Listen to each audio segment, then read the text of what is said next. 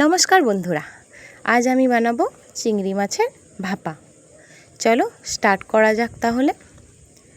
আমি চিংড়ি মাছটি ভালো করে ধুয়ে একটি ছোট বাটিতে করে রেখেছি। এটা আমি সাইড করে দিলাম। এবার আমি মিক্সির বাটিটা নিয়েছি।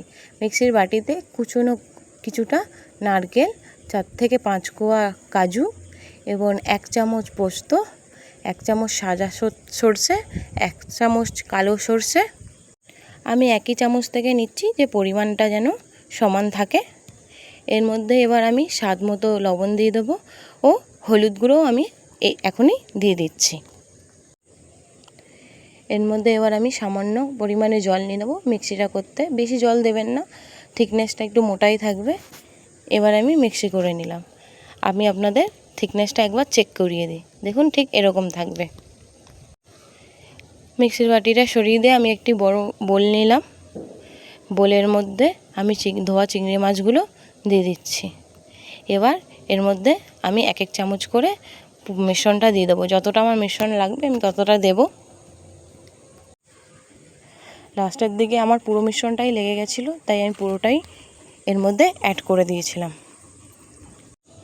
এবার আমি এর মধ্যে কিছুটা পরিমাণে সর্ষের তেল দিয়ে দিচ্ছি ও কাঁচা লঙ্কার চেরা দিয়ে দিলাম।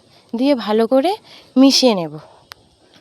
মিশিয়ে নেওয়ার পরে আমি 5 থেকে 7 মিনিট এটাকে রেস্ট করতে দেব। তারপরে আমি একটা টিফিন বক্স নিচ্ছি, স্টিলের টিফিন বক্স নিচ্ছি, ভাপাতে সুবিধা হবে। আমি পুরোটাই এই টিফিন বক্সে অ্যাড করে দেবো। আচ্ছা বলো তো, আমরা সবসময় চিংড়িটাকে মাছ বলি কেন? চিংড়ি তো আসলে মাছ নয়। কিছু কিছু জিনিস আমরা ভুল উচ্চারণ করি, জেনেও ভুল উচ্চারণটা কন্টিনিউ করে থাকি, তাই না? এইদিকে আমার বাটিতে পরিমাণ মতন সব কিছু সাজানো হয়ে গেছে। আমি উপর থেকে একটু সর্ষের তেল ও কাঁচা লঙ্কা চিড়ে দিয়ে দিয়েছি। দিয়ে টিফিন বক্সে ঢাকা দিয়ে দিলাম। আর একদিকে কড়াটা গরম বসিয়ে ওর মধ্যে পরিমাণ মতো জল দিয়ে দিলাম।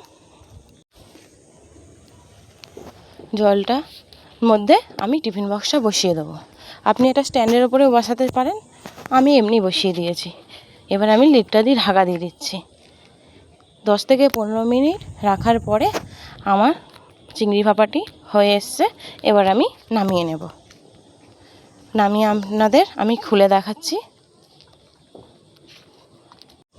আপনারা দেখবেন চিংড়ি মাছটি দেখতেই কত সুন্দর হয়েছে, খেতেও খুব ভালো হয়েছিল। এইভাবে চিংড়ি ভাপা একদিন আপনারা বাড়িতে করে দেখবেন, খুব ভালো লাগে খেতে। আমি এটি গরম ভাতের সাথে সার্ভ করছি। সাদা ভাত ও চিংড়ি ভাপা আমি বাটিতে সার্ভ করে দিলাম।